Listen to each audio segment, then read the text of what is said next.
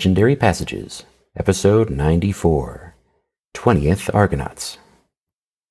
The Children, Part 5 of Euripides Medea.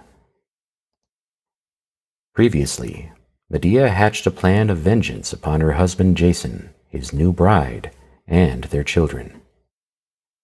In this passage, Medea pretends to make peace, and so that her children may escape banishment, prepares a golden crown and robes for Jason's new bride. The Children, Part 5, a legendary passage from Euripides Medea, translated by E.P. Coleridge.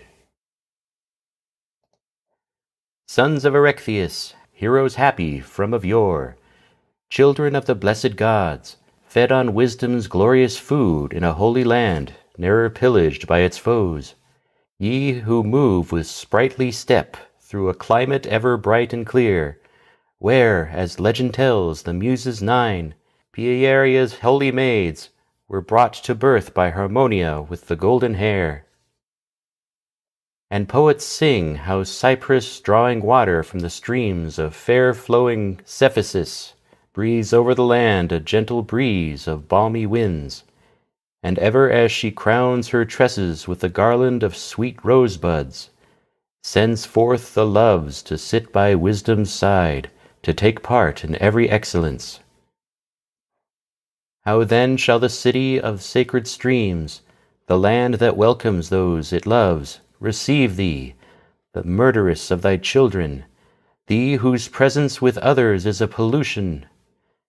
Think on the murder of thy children, consider the bloody deed thou takest on thee. Nay, by thy knees we, one and all, implore thee, slay not the babes.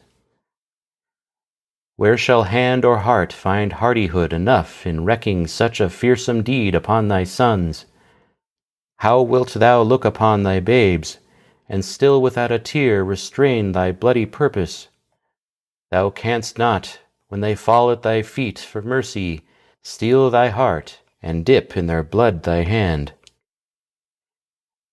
Jason enters. I am come at thy bidding, for even though thy hate for me is bitter, thou shalt not fail in this small boon. But I will hear what new request thou hast to make of me, lady. Jason, I crave thy pardon for the words I spoke, and well thou mayest brook my burst of passion, for ere now we twain have shared much love. For I have reasoned with my soul, and railed upon me thus. Ah, poor heart, why am I thus distraught? Why so angered against all good advice? Why have I come to hate the rulers of the land, my husband too, who does the best for me he can, in wedding with a princess, in rearing for my children noble brothers? Shall I not cease to fret? What possesses me, when heaven its best doth offer? Have I not children to consider? Do I forget that we are fugitives, in need of friends? When I had thought all of this, I saw how foolish I had been, how senselessly enraged. So now, I do commend thee, and thank thee most wise in forming this connection for us. But I was mad. I should have shared these designs, helped on thy plans, and lent my aid to bring about the match, only too pleased to wait upon thy bride. But what we are, we women. Evil I will not say. Wherefore thou shouldest not shrink to our sorry level, nor with our weapons meet our childishness. I yield and do confess that I was wrong then, but now I have come to a better mind. Come hither, my children, come, leave the house, step forward, and with me greet and bid farewell to your father. Be reconciled from all past bitterness unto your friends, as now your mother is. For we have made a truce, and anger is no more. The attendant comes out of the house with the children. Take his right hand, ah me, my sad fate, when I reflect as now upon the hidden future. O my children, Since there awaits you, even thus, a long, long life, stretch forth the hand to take a fond farewell. Ah me, how new to tears am I, how full of fear! For now that I have at last released me from my quarrel with your father, I let the teardrops stream down my tender cheek.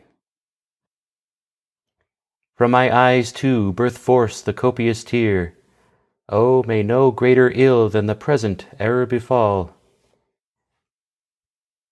Lady, I praise this conduct. Not that I blame what is past, for it is but natural to the female sex to vent their spleen against a husband when he traffics in other marriages beside his own. But thy heart is changed to wiser schemes, and thou art determined on the better course, late though it be. This is acting like a woman of sober sense. And for you, my sons, hath your father provided with all good heed a sure refuge, by God's grace. For ye, I trow, shall with your brothers share hereafter the foremost rank in this Corinthian realm. Only grow up, for all the rest your sire and whoso of the gods is kind to us is bringing to pass. May I see you reach man's full estate, high over the heads of those I hate. But thou, lady, why with fresh tears dost thou thine eyelids wet, turning away thy wan cheek, with no welcome for these my happy tidings? 'Tis not upon these children's my thoughts were turned. Then take heart, for I will see that it is well with them. I will do so, nor will I doubt thy word. Woman is a weak creature, ever given to tears. Why, prithee, unhappy one, dost moan o'er these children? I gave them birth, and when thou did pray a long life for them, pity entered into my soul to think that these things must be. But the reason of thy coming hither to speak with me is partly told. The rest will I now mention. Since it is the pleasure of the rulers of the land to banish me, and while I know 'twere best for me to stand not in the way of thee or the rulers by dwelling here, enemy as I am thought unto their house, forth from this land in exile I am going, but these children, that they may know thy fostering hand, beg Creon to remit their banishment. I doubt whether I can persuade him, yet must I attempt it. At least do thou bid thy wife ask her sire this boon, to remit the exile of the children from this land. Thee, that will I, and methinks I shall persuade, since she is a woman like the rest. I too will aid thee in this task, for by the children's hand I will send her gifts that far surpass in beauty. I well know, aught that now is seen amongst men, a robe of finest tissue, and a chaplet of chaste gold. But one of my servants must haste and bring the ornaments hither. A servant goes into the house. Happy shall she be, not once alone, but 10,000-fold, for in thee she wins the noblest soul to share her love, and gets these gifts as well which on the day my father's sire, the sun-god, bestowed on his descendants. The servant returns and hands the gifts to the children. My children, take in your hands these wedding gifts, and bear them as an offering to the royal maid, the happy bride, for verily the gifts she shall receive are not to be scorned. But why so rashly rob thyself of these gifts? Dost think a royal palace wants for robes or gold? Keep them, nor give them to another. For well I know that if my lady hold me in esteem, she will set my price above all wealth. Say not so. 'Tis said that gifts tempted even gods, and o'er men's minds gold holds more potent sway than countless words. Fortune smiles upon thy bride, and heaven now doth swell her triumph. Youth is hers, and princely power. Yet to save my children from exile, I would barter life, not dross alone. Children, when we are to come to the rich palace, pray your father's new bride, my mistress, with suppliant voice to save you from exile. Offer these ornaments the while, for it is most needful that she receives the gifts by her own hand. Now go, and linger not. May ye succeed, and your mother bring back glad tidings she fain would hear. Jason, the attendant, and the children go out together.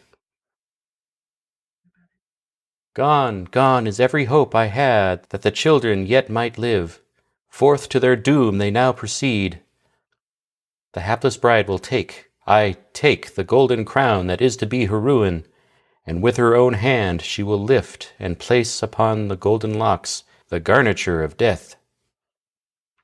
Its grace and sheen divine will tempt her to put on the robe and crown of gold, and in that act she will deck herself to be a bride amid the dead. Such is the snare whereinto she will fall, such is the deadly doom that waits the hapless maid, nor shall she from the curse escape. And thou, poor wretch, who to thy sorrow art wedding a king's daughter, little thinkest of the doom thou art bringing on thy children's life, or of the cruel death that waits thy bride. Woe is thee! How art thou fallen from thy high estate! Next do I bewail thy sorrows, O mother hapless in thy children, thou who wilt slay the babes because thou hast a rival. The babes thy husband hath deserted impiously to join him to another bride. The attendant enters with the children. Thy children, lady, are from exile freed, and gladly did the royal bride accept thy gifts with her own hands. Ah! Why art so disquieted in thy prosperous hour? Why turnest thou thy cheek away, and hast no welcome for my glad news? Ah me! These groans but ill accord with the news I bring. Ah me! Once more I say. Have I unwittingly announced some evil tidings? Have I erred in thinking my news was good? Thy news is as it is. I blame thee not. Why then this downcast eye, these floods of tears? Old friend, needs I must weep, for the gods and I with fell intent devise these schemes. Be of good cheer. Thou too of a surety shalt by thy sons yet be brought home again. Ere that I shall bring others to their home. Ah, woe is me! Thou art not the only mother from thy children reft. Bear patiently thy troubles as a mortal must. I will obey. Go thou within the house, and make the day's provision for the children. The attendant enters the house. This passage continues next episode, as Medea's plan comes to fruition, and the fate of the princess is revealed by a palace messenger.